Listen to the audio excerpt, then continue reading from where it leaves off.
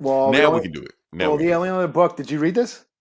I did. Well, yeah, I did. I did. Yeah. Well, do you want to just let's tag team? Let's Okay. just I was gonna let you quarterback that. We just doing the first story.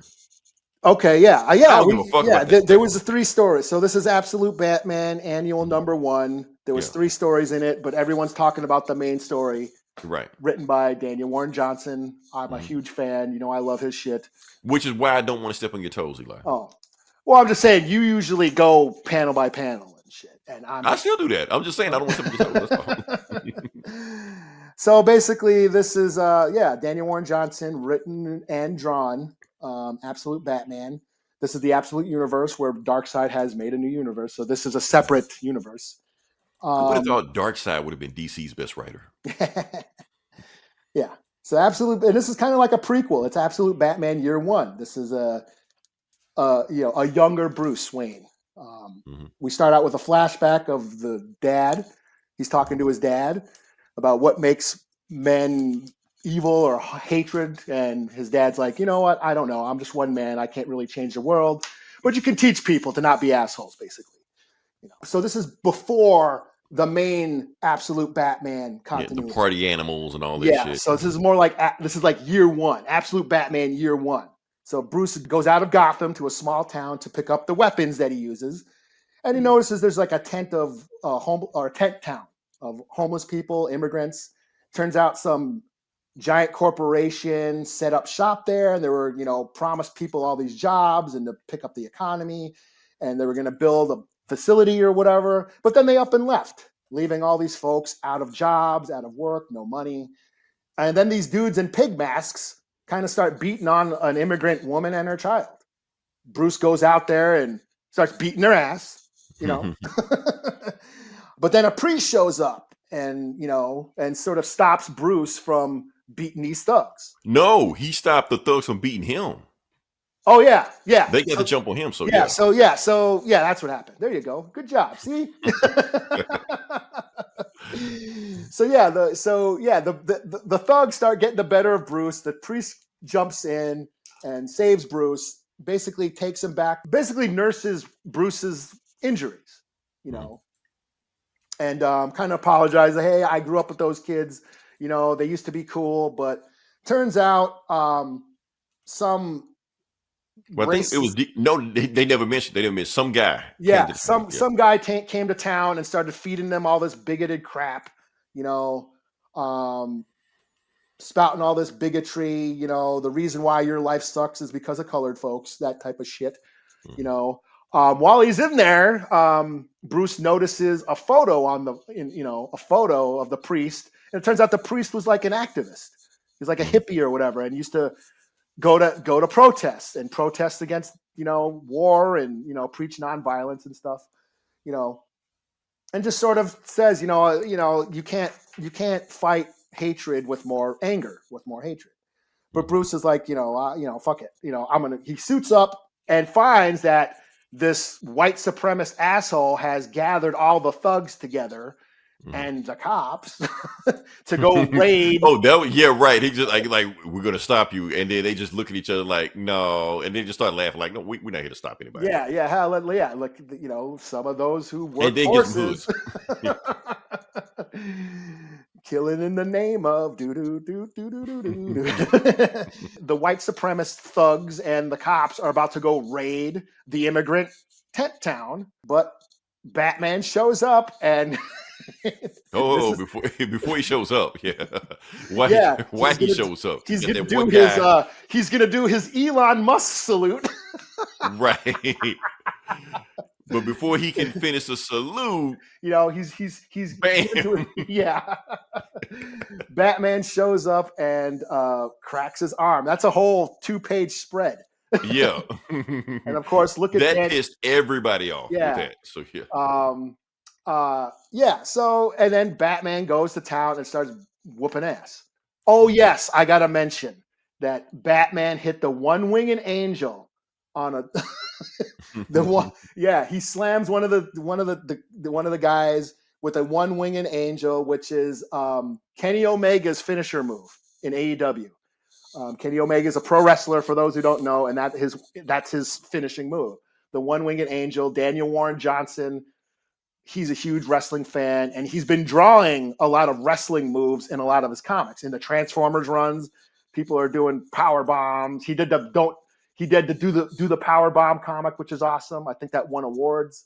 So it was cool to see this. And actually, Kenny Omega saw this and retweeted it and said, "I'm Batman," and all that. So that's just a cool little, geeking out, like pro wrestling geeky stuff. So anyways, the priest steps in and tries to break it up and tells Batman violence is not the way, but Batman's like, "This is my way." And then he goes and finds a giant bulldozer dump truck thing. That's his Batmobile. That becomes his Batmobile. So this is, like I said, this is absolute Batman year one. We're seeing how Batman gets his Batmobile.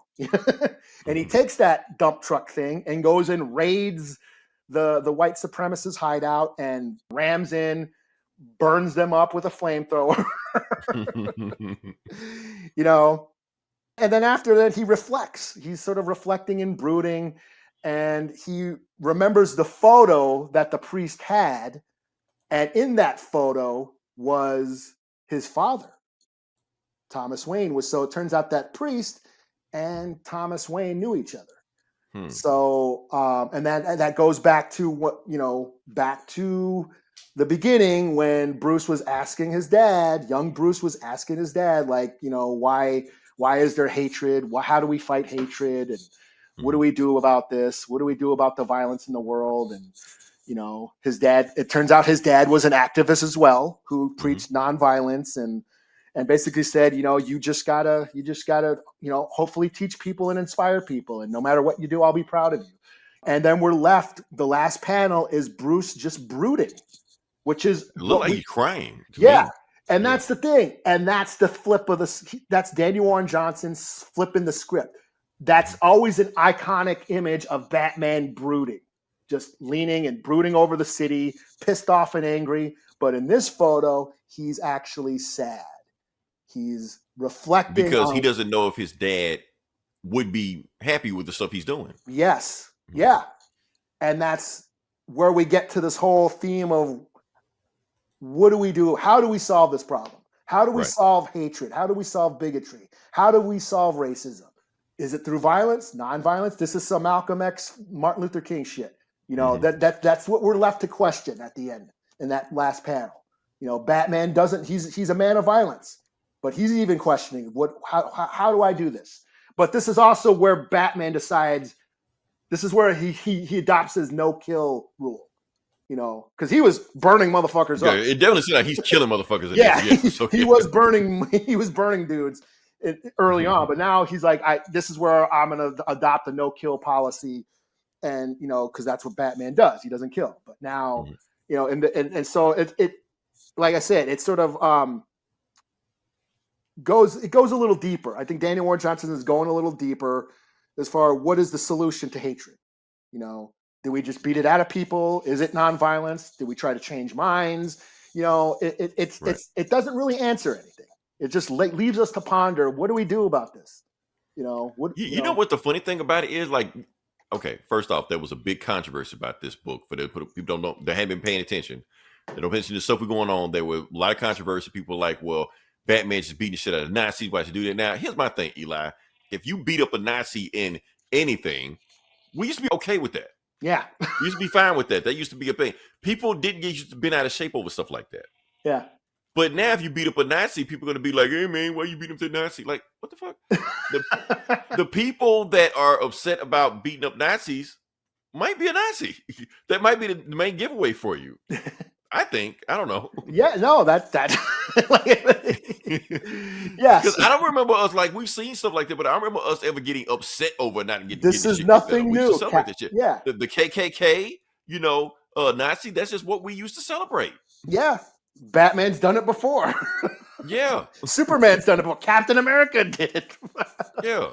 Like, that's what they do, But all of a sudden now it's okay to do that. Now, here's my thing, Eli. Like I said, if this comic would have dropped, this comic right here, if this comic would have dropped in 2025, some people would be upset about this. Some people would be offended. Some people want to boycott Marvel over this. Like, how dare you beat up Hitler? Like, maybe the fact that you're sympathizing with Hitler may be the problem, like that. So I don't know. That's just me. Yeah. Also, let's talk about Chuck Dixon. We're gonna bring it all around circles. Speaking of Nazis, we almost got away with not having. I was never going to get away from it. I was always going to come back to it. So yeah, because first we start off with your boy Daniel Ward Johnson, because he kind of lit the flames, not with this book, but with this image of here. Yeah, he put this on his Twitter thread, Facebook. I don't know wherever he put it at. He put on there with Batman choking the shit out of Ice. Yeah, and he it's like, yeah, okay. So Chuck Dixon came back, hit him with you gonna beat up Ice? How about you beat up Antifa? You're like, come on, Chuck, don't do that. Now, the reason this is disturbing, the reason it's alarming, because Chuck Dixon wrote Batman comics for like 20 years. Yeah. So this is his political views while he's writing this shit. This is why I'm so fucking hard on Batman, Eli, because it's this shit I grew up with this dude writing them. Mm-hmm. So that's just me. But yeah. But I will give credit to Daniel Warren Johnson, because a lot of people, controversy aside, people say they have a problem with Batman putting out this sort of violence towards anybody for that reason. Yeah. And the crazy thing about it, that this book agrees with you. So anybody is saying that Batman was too hard on his people and was too violent against these people, shit like that, Daniel Warren Johnson is saying the exact same thing. Batman is wilding out too much on this. This isn't supposed to be celebratory. This is not supposed to be torture porn on shit like that. We're supposed to be shocked about this stuff. Yeah, as much as we like seeing Batman beat the shit out of racist assholes, right? Like, the end of the comic makes you questions that. Like, what is how do you solve that? Right. That's are you solving hate with hate? Yeah, that's why that picture of Batman brooding, it's like a tragedy. He's sad. Like, this is this what I have to do? Right. Like, he's questioning how does he fight this? And that's what we all have to answer. And we don't, that's what we're all left to ponder. Like, what do we do about this? Yeah, it's easy to get angry and want to punch away the problem and solve everything through violence, but that ain't going to solve it either. So yeah, that's what it does. Like I said, the best art always asks the questions and lets us ponder them. Instead of just spilling it out for you. Yeah, it doesn't give us the answers, or if it does, it sort of lets us come up with our own answer. But that's the point. And then Daniel Warren Johnson is saying that Batman isn't angry; he's just sad. Right. Which I think is a nice twist, and that's why I love his work, because he always gives this sort of emotional, depth to what's going on. There's always like this tragic, component to these characters and their motivations. And I found, he found a new motivation for Bruce. That there's this sadness that he's now realizing. Like, I can't be just an asshole who goes out and takes my trauma out on everybody. But that's what makes this book stand out. On the surface, it is this revenge fantasy, this sort of cathartic, especially in our current. And that's the hook. That's the hook to get you into the book, or a talking point. Yeah. Yeah, it's fun to see Batman beat up Nazis. It's a cathartic release, but it asks the question: is that the answer? And that's what makes this book, elevates this book from being just your regular punchy punch superhero beat 'em up. So yeah. 5 out of 5 for this story. Of course, there's 5 out of 5. Is this our first 5 out of 5, like joint 5 out of 5 on a Batman story? On a Batman story, I think so. It probably is. So yeah, Because the thing is, it's like, so anybody complaining about this book, like, he's complaining with you over this shit. Like, he's agreeing with you on this shit. That's the whole point about it.